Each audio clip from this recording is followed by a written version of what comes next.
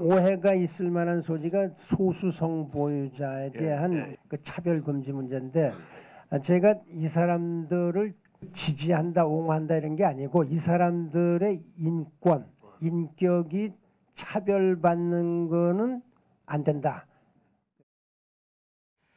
네, 성소수자의 인권 개선, 반기문 유엔 전 사무총장의 업적 가운데 하나로 알려져 있습니다. 그런데 오늘 성소수자를 지지한다는 게 아니다라는 발언을 했습니다. 논란이 일고 있습니다. 생각이 바뀐 건지 스스로 업적이라 평가했던 내용을 뒤집은 건지 여러 해석이 나옵니다. 팩트체크는 반 전 총장이 말하는 업적 그리고 그 가운데 사실과 다른 부분을 검증했습니다. 오대영 기자, 우선 성소수자 발언이 어떤 자리에서 나온 거죠? 네, 기독교 단체인 한국기독교총연합회를 방문한 자리에서 한 말인데요. 핵심은 이 부분입니다. 제가 성소수자 지지를 한다는 게 아니다.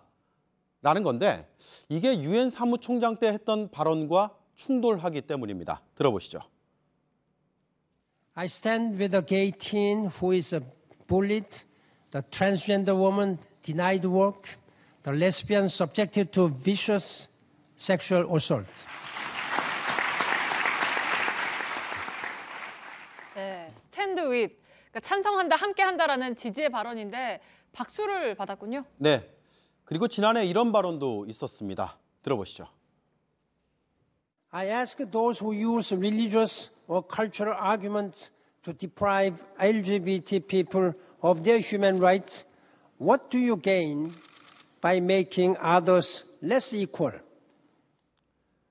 네, 그리고 지난해 11월 30일에는 내가 성소수자 운동가임이 자랑스럽다라는 말까지 했는데 두 달이 채 되지 않았습니다.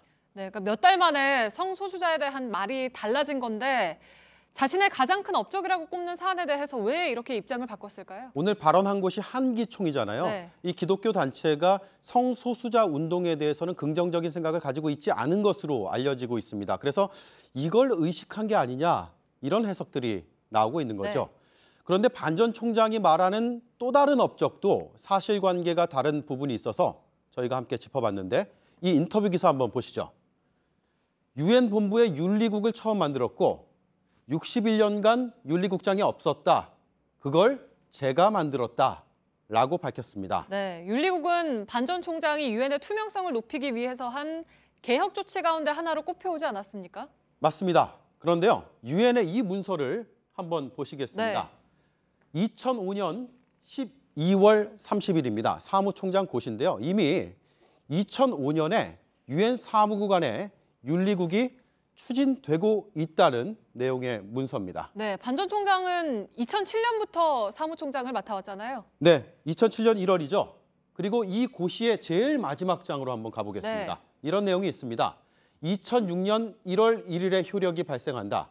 서명은 코피 아난 사무총장이라고 돼 있죠. 네, 그러면 반 전 총장이 말하는 윤리국은 전임자가 만들어 놓은 거군요. 네, 그래서 유엔 본부에 61년간 없던 윤리국장 자리를 자신이 만들었다라는 건 정확한 표현이 아닙니다.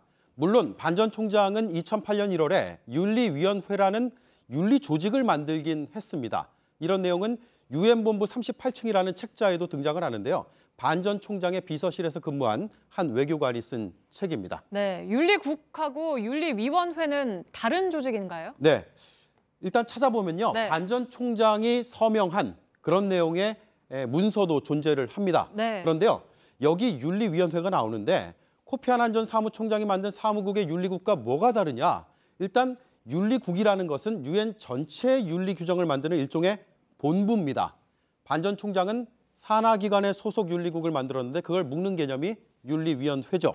그래서 본인이 도입한 게 아닙니다. 있던 제도를 확대했다고 표현하는 게 적절해 보입니다. 네. 반 전 총장이 말하는 또 하나의 업적 있습니다. 바로 이건데요. 재산공개제도 만들었다. 재산신고제도가 없었다라는 부분입니다. 네, 이 역시도 유엔 개혁 차원에서 큰 업적으로 꼽히는 거 아닙니까? 맞습니다. 네. 그런데요. 이번에도 2006년으로 한번 가보겠습니다. 4월 10일자 고시입니다. 재산내역 신고라고 돼 있습니다. 그 제도가요. 이미 그때 나와 있었습니다. 네. 이게 바로 다음 달부터 저렇게 효력이 생겼고요. 코피 아난 전 사무총장의 서명란이 있습니다. 물론 이 제도의 첫 대상자, 그러니까 사무총장으로 재산 신고를 한 사람은 반 전 총장이 맞습니다. 그러나 이 역시 본인이 만들었다고는 할 네. 수가 없습니다. 물론 기후 변화 협약 같은 건 외신에서도 좋게 평가를 받고 있잖아요. 네. 그러니까 반 전 총장이 10년 동안 해외에 있어서 검증 대상이 안 돼 왔으니 대선에 나선 만큼 이제 언론의 현미경 검증은 계속될 것 같은데요. 네, 그렇습니다. 그리고요, 네. 제가 마지막으로요, 어제 조기 대선이 보궐선거에 해당된다라고 제가 설명을 드렸었는데 문의를 많이 주셨습니다. 왜 그러냐고요? 제가 페이스북, 저희 그 팩트체크 페이스북에 올려놨으니까 그 보충 설명을 보시면 될 것 같습니다. 네, 알겠습니다. 팩트체크 오대영 기자였습니다.